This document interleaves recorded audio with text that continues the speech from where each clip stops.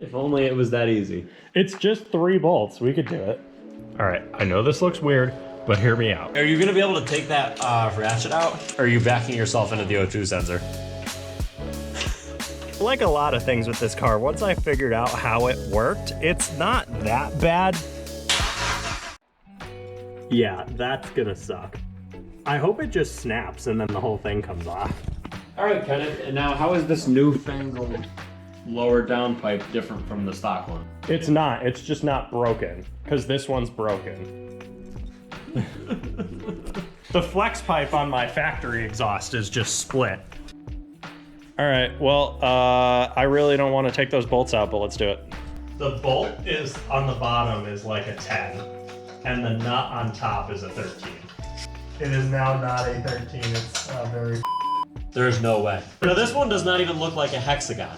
How do you expect to do this? Unfortunately, I can't see it because somebody made this big guard here. Yeah, so my intake doesn't melt. Can you take the guard off? We might actually be able to get this from the top if you take the stupid guard off. Give me an Allen wrench. No. A key. I deal with socket head cap screws every day of my life. All right, this is my heat shield, everybody. Oh, what do you know? You can't see that nut still. Yep, told you. That's why I said to take the down pipe off and then have it all come off as one piece. And then deal with those afterwards when they're accessible. Yeah, I guess the best option for this maybe is just to unhook the O2 remove sensor. This bolt, this bolt. Oh no, because I'm definitely not taking both of those oxygen sensors out. Can you unhook the wire from the other end and just have it trailing? No, I don't know where the hell that goes. Oh, whoa, where does that go? What the heck? Just in case nobody's ever seen this before, this is one of the things I learned while I was working in an actual shop. If you put an O-ring around your U-joint sockets, they actually stay in place instead of flopping all over the place. This is a 12. What I just had is a 13. This doesn't really feel like it wants to grab either. Oh wow, both O2 sensor plugs are right there. That's easy. Funny how we take shortcuts because we think things are going to be easier, and then it makes it 12 times harder in the long run and 12 times the amount of time. All right, I give up. We're taking the downpipe out.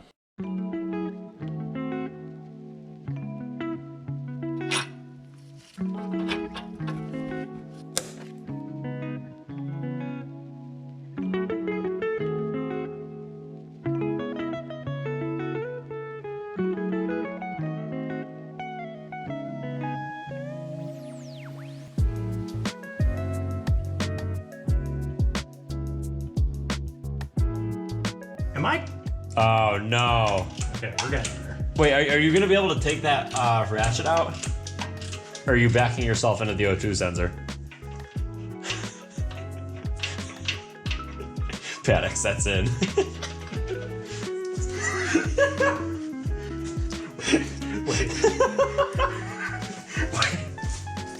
Wait. Just pry the socket off of the ratchet and maybe something will happen. Yep, that's what I'm doing. Okay. All right. Thank God. We're doing one tooth at a time, folks. Wait, literally, listen. I don't even think that's a tooth. I think this is one of those I have to turn the socket with my fingers to get it to click. Do you know what I'm talking about? Yes. So that you could, and turn the socket with it. your fingers so that you could do that. Every tooth.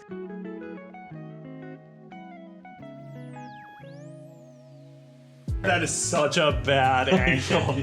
Oh, I could stick this long wrench in there so I could get some leverage. No, it's like this, but also the exhaust is in the way. So you gotta come down here, but I can't do this motion because there's a frame right here. So it's wedged like this and the nut is up here. Maybe you need a stubby ratchet.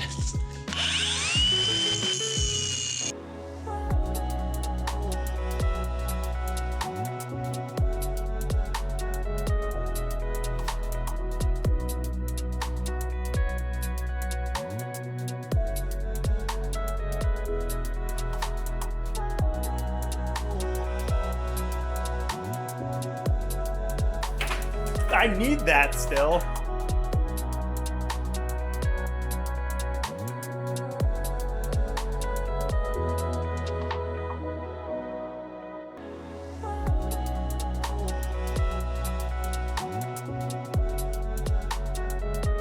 Now that the downpipe bolts were off, we attempted to just pull the entire pipe out from the top, but I didn't realize that the O2 sensors would smash into absolutely everything and prevent me from doing what I needed to. And I couldn't get the O2 sensor out because I couldn't get enough leverage with the tools that I had, so Jon made some modifications to my wrench for me.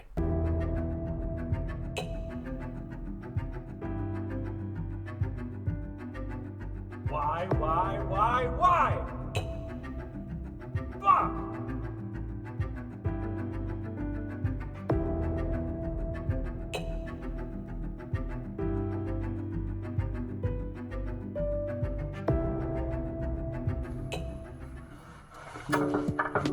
Oh, I think it moved. Oh my god. Alright, I don't know why I didn't just decide to cut all this off, but I think what I'm gonna do is try to remove these here. So I'm gonna try to snake it down far enough for me to remove these two clamps because they're catching on everything. You can see here, these just, yeah, I don't wanna talk about it.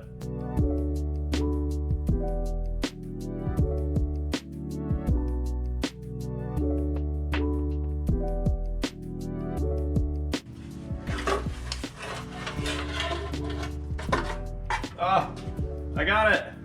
This is why we were not going to remove this in the car. That is the most rust welded seam I have ever seen. Next up was to figure out how to remove the cat from the lower downpipe, and to do that my first idea was to cut off the hex heads of all 3 bolts, hoping I could hammer them out of the other side.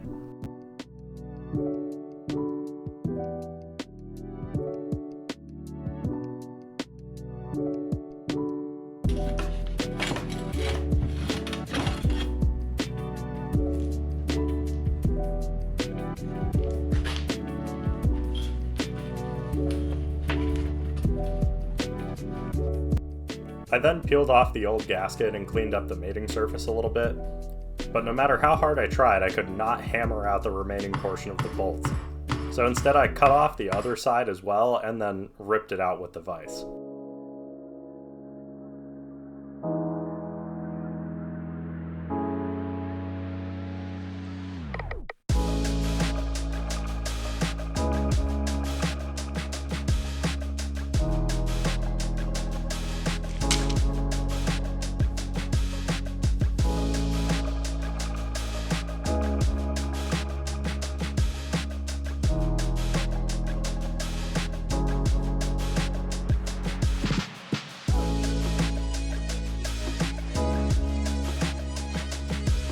With the cat reinstalled, I was able to start putting on my new exhaust parts with the help of 2 of my longest extensions and a swivel adapter stacked on top of each other.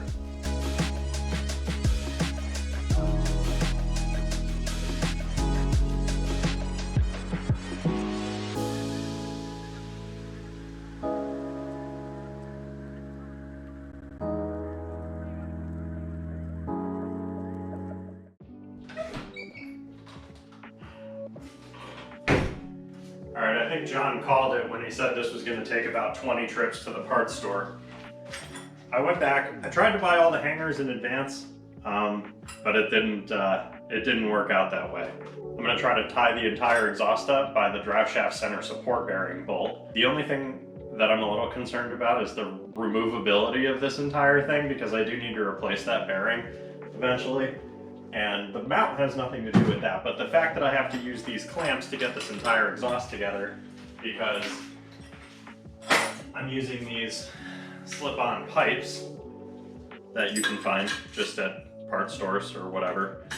These are kind of a connect it and it never comes apart sort of situation. I got the muffler attached and clamped down. I'm just praying that it doesn't leak. I wanted to do a side exit. I know I said this was going to be a side exit, but it sits way too close to the floor of the car. Actually, I'll show you. I wanted it to come out somewhere around here, but as you could probably see, this sticks down way too far below the floor of the car.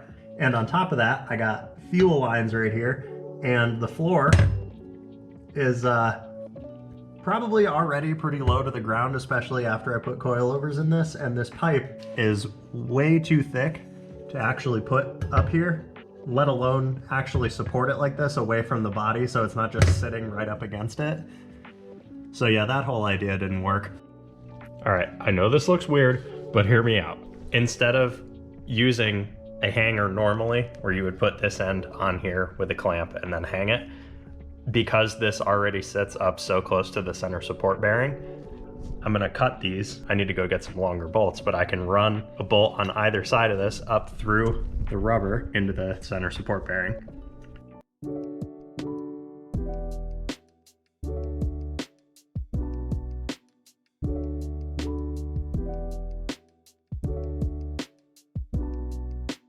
Since I'm not doing the side exit, what I wanted to do was basically just a turn down under the car, something like this. What I did want to try is, because I didn't want to use 1,000 of these clamps here, just where it was absolutely necessary, Permatex makes this muffler and tailpipe glue, which says specifically that it is for these slip-on connections so that you can glue them together and they won't leak. Not sponsored, but I do want to try this. So the first thing I need to do, according to the directions, is just make sure the inside of this and the outside of this are clean. And then it says to wet both pipes with water and then put that on and then fit it together. I don't know what the water's for, but I'm just gonna do what it says.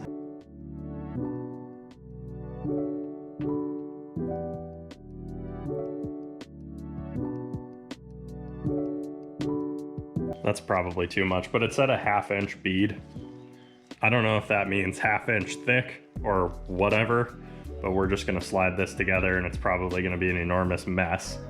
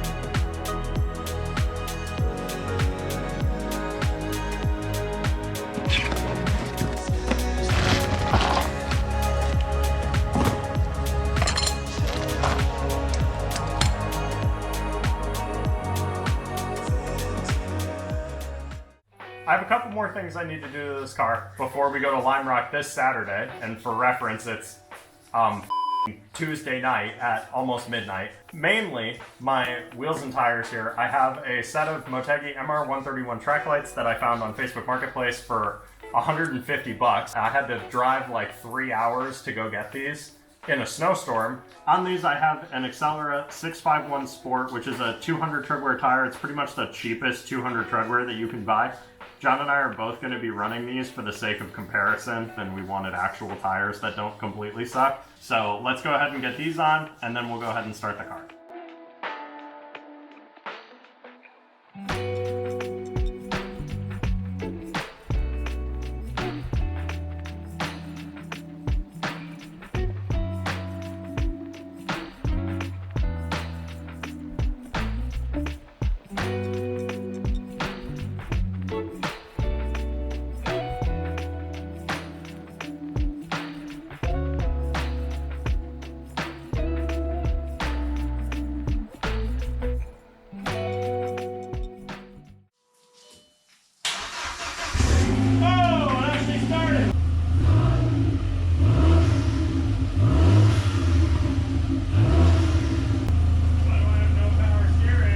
I started the car, as you saw. I just noticed I didn't have any power steering. I'm like, that's weird. It worked when I, pulled it in here, and I didn't really mess with anything power steering related. And then we went to go check the fluid. And there's about, I don't think you can really see in there, but it's not even on the min mark on this. So I'm losing power steering fluid somewhere. And my theory is that because this car is old, I did replace my outer tie rods. And to do that, I had to loosen the inner tie rod, or I had to spin it a little bit. But I noticed before I put the wheels on that the inner boot here is a little wet. And I don't know if it was like that before, so I'm thinking that when I spun those inner tie rods that haven't moved in a very long time, it might have broken the seal. So what I see a lot of people do is get rack and pinion sealer, and this will just swell up the seals so that they'll hopefully stop leaking. And you basically just shove an entire bottle of this in there, and it should be fine. Alright, so I just got back from doing the alignment on my A4 at the shop that I used to work at. Thank you very much to my old coworkers for being kind enough to let me come back and do an alignment with them. Last thing that I need to do before we go to Lime Rock tomorrow is I want to get at least one of my seats in. Actually, I can only get one of my seats in. What am I saying? I bought two Corbeau FX1 Sport racing seats from one of my friends. These were sitting out in the sun for a long time. Obviously, you can tell like these were in a car for a while. They're very sun faded. You can see the place where the harnesses used to be in here. This one was the passenger seat, so it's in a little bit better shape. So this one's gonna be the driver's seat on my car. I have a base bracket and I have the side mount bracket. So we're gonna go ahead and give this a little bit of fabric paint, but I gotta get this done. This can dry while I'm at work this afternoon, and then tomorrow I can go ahead and put these in. This car also has the world's most confusing seat brackets. They came in 3 pieces, and I'll just tell you now that I never figured out how to mount the small side piece. I know it's supposed to be for the seatbelt buckle, but I didn't even end up needing it. How am I meant to get any of this out? This is the weirdest shit I have ever seen. I took off 2 plastic pieces that basically block the ends of some sliders that the seat is slid into. And I think the new bracket, the one from Sparco, slides into that. But this is where it got really strange. This pin was basically put through the end of this to hold it in here, which is also being held by this pin. And then once I knocked this pin out with a hammer, the whole seat slid back. And now I think it just slides out from back there. I have never ever seen, I have taken a lot of seats out. This is really, really strange, but I honestly, like a lot of things with this car, once I figured out how it worked, it's not that bad, but that's some German engineering for you. All right, well anyway, let's get this seat out of the car and then we'll get the new one in.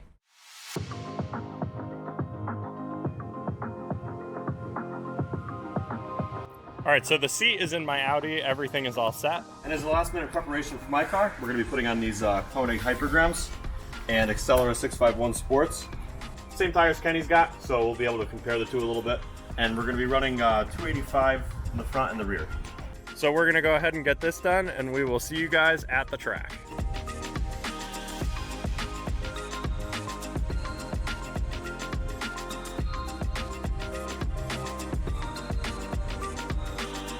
So we might not be running these wheels. What happened? Because it touches the upright.